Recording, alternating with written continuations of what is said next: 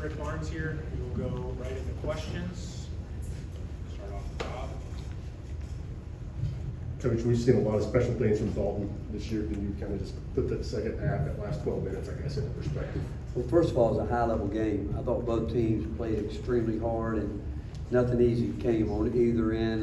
Both teams really impressed with all the players that played. It honestly is a high-level, hard-fought game.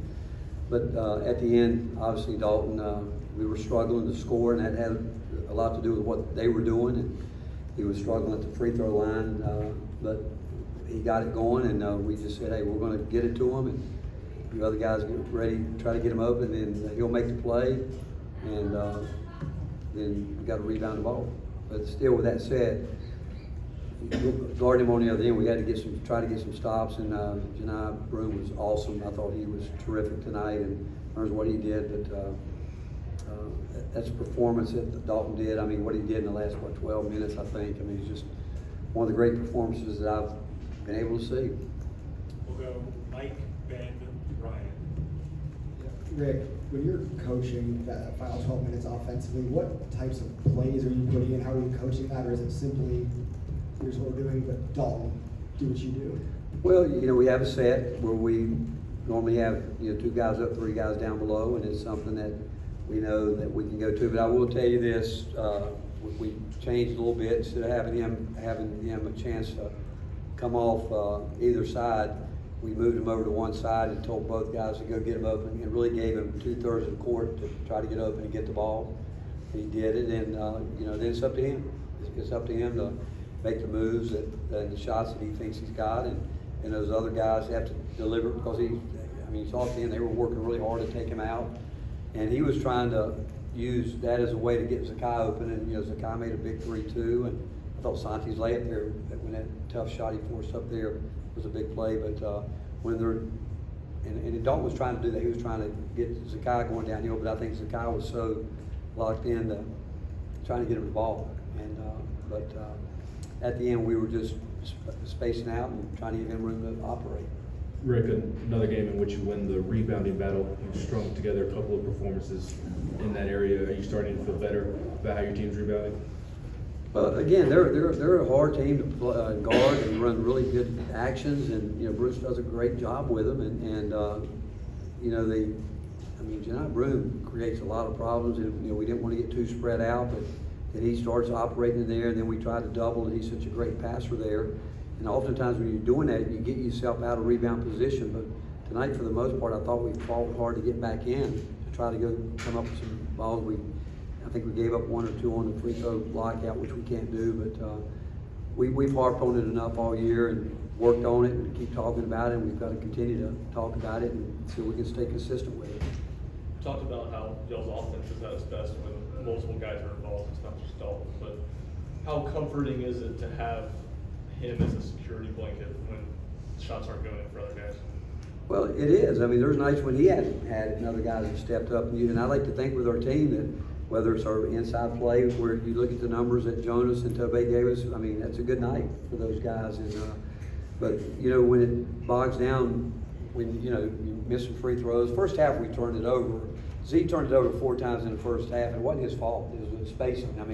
We weren't getting to the corners. We weren't getting in our position underneath the basket, and we shrunk the floor on them. And they're good with their hands, and so our spacing was not very good. But that's what you hope. You have a guy like that, and I've had a couple, not many, but there's not many of those guys that can do it the way he did it tonight. And we've seen him do it. You guys have seen him do it in other games, but we honestly have some other guys on the team that if they get going like that, we think they can do it, but maybe not to that level, because he can score at all 3 levels. I do think that, and they were running at the end. They ran 3 guys at him, and I might have done the same thing, because you could tell when a guy gets heated up like that. And Bruce has been around a long time. We've all seen guys that can get that going maybe at a level like that. I'll be honest with you, J.J. Reddick did it. He torched us for 43 one night, and I'm telling you, you sit there and you feel helpless because of the shots he makes, and just trying to guard him as best you can. But to get it going. It's hard to guard. West, Caleb Reese. You talk a lot about the stuff that Santi and Josiah do and how it doesn't always, sometimes it's hard for people to see, but that putback that Vescovy had late and those 2 or 3 block shots that Josiah had in the final few minutes there, is that what you need from those It guys is. in moments like that? And their calmness, you know, they, yeah, I mean, we do need it, and again, those guys have been in games like this over their career, but it's those winning plays that we talk about, fix-it plays, whatever term you want to put on it, and somewhat of it is their composure, because they do a lot of coaching out there. I mean, they know, like, they will say, like, we've got it called, and sometimes you'd be shocked that we come out of a timeout and a couple of guys still, or whether they're just caught in the moment or whatever, they don't come out and execute the way we need to, and something that we continue to address. But those guys, you never worry about that. Those guys, they know exactly what's going on, and you can do it on the fly with them during a game. I mean, they can be coming down the floor and just got to yell one thing to them, and they can fix it all. And that is invaluable. I'm telling you, that's invaluable as a coach to have guys like that. You mentioned it earlier, a little bit of coaching passes, but how important were what Jonas and Tobe gave you to those? Well, we need it, and again, those guys are going to continue to get better and better and better, and we really believe that. But again, it's tough down there. Again, I'm thinking about Janai Broom. I mean, guarding him one-on-one, he's as hard to guard as any post guy we've played all year. And Bruce does a good job doing things with him to roll him in there, bring him across. He's a very good passer. You try to double team him. How many assists did he have tonight? He had a couple that were big. I mean, that's as big as the baskets he makes, because he's getting somebody. If we're in rotation, he's getting somebody a great look, and you got to give him great credit for that. But Jonas and Tobe, we just need them to continue to improve and bring that consistency. Coach, back here, how much of your game plan was to isolate Dalton on those against Janai Bloom? Because he had a couple of big buckets in the second half where. Well, we decided that at about the 12-minute mark. You know, it's because we were struggling, and a lot had to do with them, and the players know it, and we knew. We've seen them again do it at times, but it's just what the game folded into, and we needed to do it. They were kind of doing it on the other end with Janai, trying to get him drawing players to him and making plays, but there was some high-level shot making going on out there, and they made some high-level shots too. They hit some threes from the corner, and it felt, honestly, I mean, it was I'm sure it was a great game to watch, but it was a high-level, hard-fought basketball game. Coach, it seemed like early on the plan of attack for Auburn defense was to deny any entry pass, especially to Adu. While it didn't work often, how impressed have you been with Adu's ability to not only get in position to receive the ball while he entry passes? Well, when he fights for that, that's when he's really effective, when he gets in space. And again, but he's got to fight and hold it, because again, Janai Broom knocked a few away there because he's got length, he's strong, but Jonas is just going to continue to improve there. But when Jonas can knock down those 10, 15. I mean, Jonas can make a three too. He knows when to shoot it, when not to. But he's got great touch at 15, 17 feet. But when he's getting around the rim now, he's learning how to absorb the contact and trying to play through it. But it all starts with him getting his space to begin with. Coach, the first 10 minutes or so of the second half, there was kind of an abnormal number of whistles. What did you think you guys did to kind of weather that storm of kind of the rhythm of the game being interrupted? You know, I mean, I haven't looked at it, but it seemed like, it was probably 50 free throws. How many free throws? I don't even know what it was. What did we shoot? I mean, 61 shot. I do think, again, I think it's a hard game to officiate. I do every night. And when you got two teams that are playing at the level that both teams were playing at tonight, they're trying to be as consistent as they can with it. But we missed during that stretch we got behind. We got to make those free throws because we were struggling to get good looks, and it had to do with them. And overall, again, I think the officiating, like I say, it's just a difficult game to officiate. But when you got two teams playing with the intensity and the force that both teams were playing with, and I'm sure their idea was we just can't let it get out of hand, and I'm sure they called it the way they saw it. Rick, was Dalton capable of nights like these when he got here, or is a night like this a product of the work that he's put in this year? I don't know that much about him, other than a highlight tape that I saw when the coaches showed me him a couple days before he was coming in. And but I can tell you, I walked out here last night at, I think, 10:30, and he was walking back on the court. And he deserves what's happened to him while he's been here, because he's worked extremely hard. He loves it. He's a very humble person. I think the fact that when you have older guys like we have, and for our older guys and people that have been with us to embrace him the way they have, I think it speaks a lot about his humility. And he loves those older guys dearly, because he will defer to them all the time if he had to.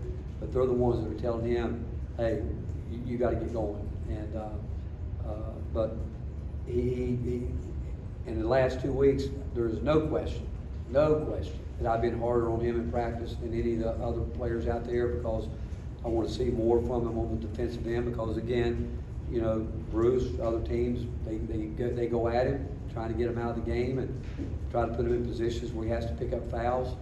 I don't want to see that happen, and I still think with whatever time we have left, I want him to leave here knowing that we didn't stop coaching, did try to help get him better. But his work ethic is put him where he is today, and in some ways he's a young 22-year-old guy, and I'm telling you, if he has time to continue to develop like I think he can, he's got a bright future. A few more for Coach. Go West first. Rick, when you're recruiting a player, is there any way to try to find any kind of idea about how a guy will handle sort of big moments, like when there's this many people in the arena, whether it's home or away, and the crowd's either behind you or in your face, and if you can rise to those moments? It's tough. I don't know if I'd call that recruiting. I think it'd be more evaluation, where you try to find that out as much as you can. And the only way you can really do that, you do your intel work, and assistant coaches are on top of that. And you watch them as they're coming through like a typical, say, a high school player. You get to see them so much, and you can kind of see a little bit of that. Certainly not what in a crowd like this. Our arena has been electric. Certainly a lot since I've been here, but the last 2 games has been awesome. And but to answer your question, I don't think you know it until you see it happening right in front of you. And but we watch it in practice. I will tell you, you see guys get going, and we got a couple other guys that can get going to a level, maybe not to that level, but to a very high level. And I think if we all, that's a really good question, because I think if we all could really know how to answer that, I think it'd make our jobs a lot easier. I really do. Rick, how big can that kind of answer be this time of year, where you're playing for a league title, you're down 8 at home, 12 minutes left? I think it's important. You know what? That's an elite type game. And if you're going to move on in a tournament, in that kind of game, it's going to be the runs, the ebbs and flows of the game, and can you maintain your poise throughout the game? And we did. It was tough. We'd get up and they fall back, but as much as you want to keep that separation or get that separation, again, they're too well coached. They play hard. They got good players, as we do, and this time of year, they're competing for everything too. As hard as we are, they are too. And but when you can withstand, the runs that they've made, and they did the same thing. We got down, they came back, and it's one of those games. That's what made it really a big time level basketball game. Coach, what went into the decision to double and dig on Janai Baroom, and how do you feel like you executed in that area? Well, you saw we let him go baseline twice, which you can't do. That's his patent move. And for him to do that, that's really a total breakdown of the scout report. And when we doubled, we knew that he was a really good passer, and he's very unselfish. And I think he really likes to pass the ball. Tonight, he played terrific. He played terrific. You look at I didn't even look at his numbers, but he made some threes. His assists were the ones that kill you, because he makes you come with two, and he finds the open man, and, and at the end, when we needed to stop, he had a play right in front of the basket that I thought, was a tough shot for him. I think that was a big play there where we were able to come up with a rebound, but again, Bruce does a terrific job putting him in different areas, making them difficult to, where he just doesn't set him on the block and leave him there, and rolls him in there. But you got to give Janai a lot of credit. He made the right play a lot tonight, and responsible for a lot of not just points he scored, but for his teammates' points. Thanks, Coach. All right.